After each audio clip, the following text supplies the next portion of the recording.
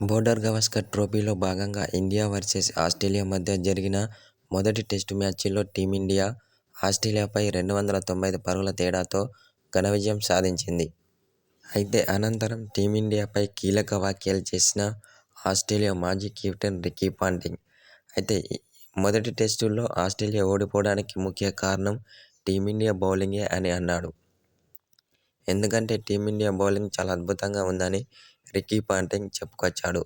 ముఖ్యంగా జస్ప్రీత్ బుమ్రా బౌలింగ్ చాలా అద్భుతమని అన్నాడు.